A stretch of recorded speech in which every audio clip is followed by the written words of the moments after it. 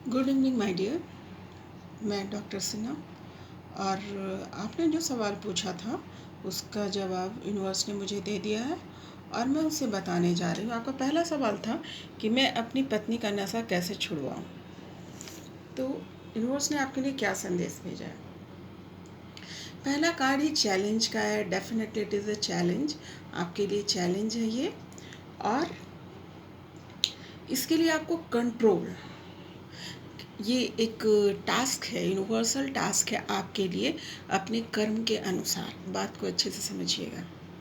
तो जब आप किसी का प्रॉब्लम सॉर्ट आउट करने जा रहे हैं तो उसके पहले आपको खुद की अपनी तैयारी करनी होगी।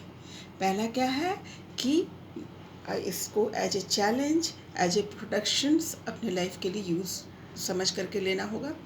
दूसरा क्या है, कंट्रोल। ये एनर्जी कंट्रोल की है, एकदम खुद को कंट्रोल करके रखेंगे क्योंकि दूसरा आदमी ऑलरेडी परेशान है ना।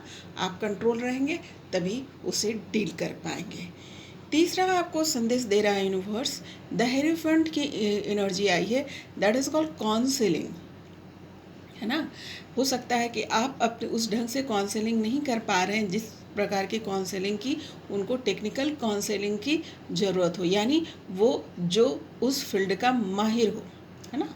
तो आप अपनी पत्नी को काउंसलर के पास ले जाइए। उसकी काउंसलिंग से जो है वो इस राह में आगे बढ़ पाएंगी। मतलब इलाज का पहला तरीका ये कि खुद को कंट्रोल करें, अपने आप को इस प्रक्रिया को, इस काम को जो है एज ए चैलेंज और एक प्रोटेक्शन की तरह लें। किसी काउंसलर से मिलिए और इसमें बहुत मेहनत लगेगी, है ना। ये देखिए, ये एनर्जी है बहुत मेहनत की, मतलब बार बार ये एनर्जी जो है लगातार मेहनत करने वाली। ये ऐसा नहीं कि एक बार कर दिया फिर छोड़ दिया ना, again and again you have to do this thing. यानी बार बार काउंसलिंग करवाना, तब तक करवाते रहना जब तक कि वो कंफर्ट जोन में ना आ जाए, जब तक कि वो उस प्रोसेस में ना चले। प्रोसेस मतलब उनकी नशा से दूरी बनाने की, इलाज में जाने के लिए वो तैयार ना हो जाए। क्योंकि कोई भी प्रॉब्लम जो है उसको उसका सॉल्यूशन ऐसा नहीं कि नहीं होता, डेफिनेटली होता है। उसके बाद की एनर्जी आई है आपकी, इनको जो है छुपा कर ना रखें। यूनिवर्स कह रहा है कि इन्हें छुपा कर ना रखें। उनको जो है उनकी तैयारी करवाएं, काउंसलिंग कराएं, उन पर ध्यान रखें, मेहनत करें और पब्लिक के बीच में लेकर आएँ, ताकि जो है वो अपनी रिस्पॉन्सिबिलिटी भी समझ पाएँ, है ना। तो उनको इनडायरेक्टली रिस्पॉन्सिबल बनाना है। उसका सबसे अच्छा तरीका है कि उनको सोशलाइज कीजिए। उसके बाद की एनर्जी आती है, ये भी बहुत पॉजिटिव एनर्जी है और यूनिवर्स कहते हैं कि पॉजिटिव रहो। आप जितना पॉजिटिव रहेंगे उतना ही इनकी इलाज में आसानी होगी और कोई हड़बड़ी ना मचाए, क्योंकि ये बहुत पॉजिटिव कार्ड है, ये सक्सेसफुल का कार्ड है, इसमें सक्सेस मिलना एकदम लाजमी है। पर क्या है कि हड़बड़ी नहीं मचानी है, बहुत धीरे धीरे आराम से चलें, ये आप सक्सेस होंगे, ये ठीक हो जाएंगी, ये नशे से मुक्त हो जाएंगी। उसके बाद आता है किंग्स ऑफ वॉन्ड्स की एनर्जी। अगेन एक राजा की तरह जो पीछे रहकर अपनी प्रजा को सपोर्ट करना, यानी आपको उनके पीछे एकदम खड़े रहना। उनको वो प्रोटेक्शन फील आना चाहिए कि आप जो है उनके भलाई के लिए कह रहे हैं, उनकी अच्छाई के लिए कह रहे हैं। ये कॉन्फिडेंस उनके अंदर डालिए और उनकी तारीफ़ कीजिए। उनकी जो अच्छाइयाँ हैं उनको निकाल कर लाइए, उनकी जो क्रिएटिविटी है वो उनको उठा कर लाइए। ये आपको जो काउंसलर होंगी वो आपको मदद करेंगी कि उनका ध्यान जो है उस जगह से कहाँ हटाया जाए, है ना। Then you have to meet with that counsellor, good counsellor. और देखिए, लास्ट बट नॉट लिस्ट, एक यूनिवर्स आपको संदेश दे रहे हैं कि इन सब करने के बाद जो है आपको पूरी नज़र जो है उन पर रखनी है, उनको पता भी ना चले और आपको उन पर नज़र रखनी है ताकि ये चीज़ रिपीटेड ना हो। ऑल ऑफ दिस जो है, जो भी यूनिवर्स ने आपको एनर्जी और संदेश देकर भेजा है कि ये शराब आप कैसे छुड़वाएं, वो सीधा का सीधा आपका कर्म से रिलेटेड है। You must do it, you must do it, है ना। इसको अपना यूनिवर्सल कार्य समझ करके कीजिए, क्योंकि सामने वाला क्या, वो परेशान है, उसकी परेशानी से कौन निकालेगा, जो ठीक है ना। तो आप you are in a good condition, then you have to understand कि what is the problem, see है ना। यू कैन डू इट, क्योंकि यूनिवर्स यही बोल रहा है, ये तुम्हारे कर्म से ही है। अगर आप ऐसा नहीं करेंगे तो ये सिचुएशन, आप सोचेंगे कि मैं सिचुएशन से बाहर निकल कर सब ठीक हो जाएगा, नहीं, again you will fall in same situation, है ना, रिपीटेशन में जाएंगे। दूसरा सवाल था, क्या इस वजह से मैं उसे छोड़ दूँ। देखिए, यूनिवर्स यहाँ फिर आपको बोल रहे हैं, यूनिवर्स का कहना है कि नहीं, आप इस वजह से उसे ना छोड़े। यहाँ पर देखिए, ये जजमेंट का कार्ड है, आपको ये सेकंड चांस उनको देना होगा, क्योंकि ये आपके लिए ही दिखने में ऐसा लग रहा है कि वो प्रॉब्लम में है, लेकिन प्रॉब्लम में आप हैं, क्योंकि आपके जो कर्म है उसकी वजह से ये सिचुएशन आपके लाइफ में है।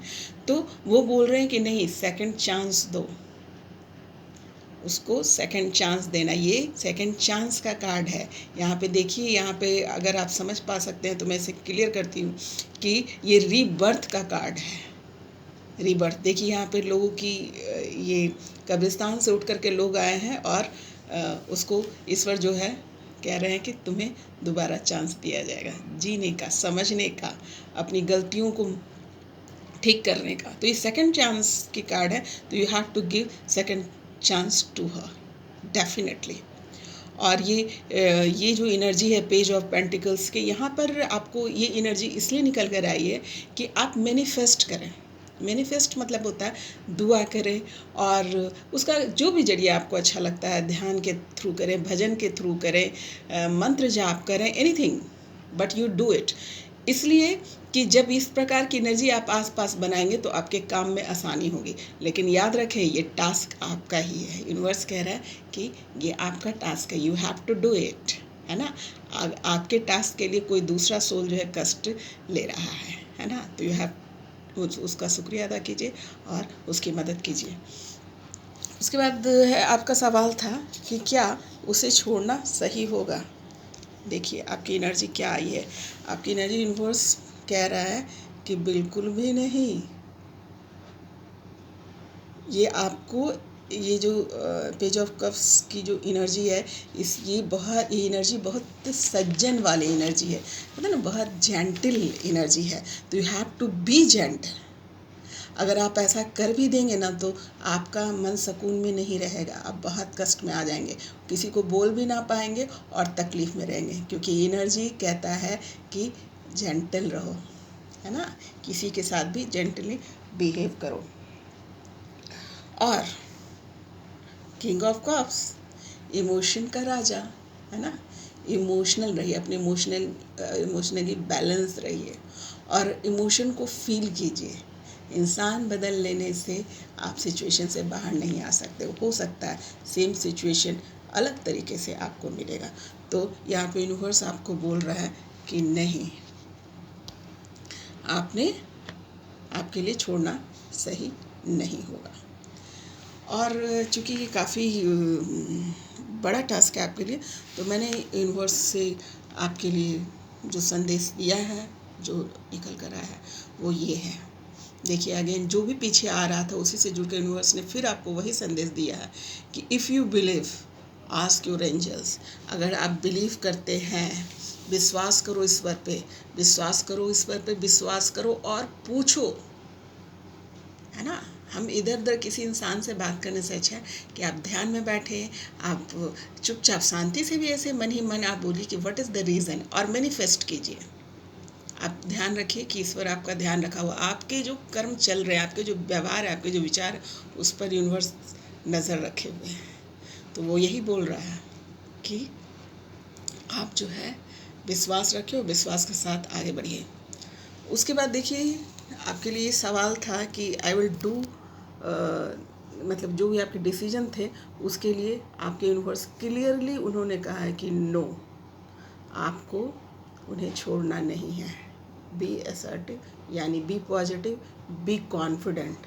You have to solve this situation, you have to serve this soul, जो आपकी वाइफ है वो सोल है जो आपके लिए कष्ट ले रही हैं ताकि आपका कर्म कट जाए।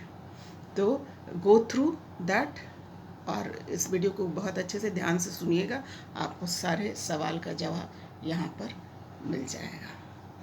तो बहुत सारी दुआओं के साथ कि आप अपने जो कर्म है, जो लेशन है, उसको अच्छे से पूरा कर पाए और एंड ऑफ द डे जो है डिवाइन को अपना टास्क पूरा करके दिखाएं।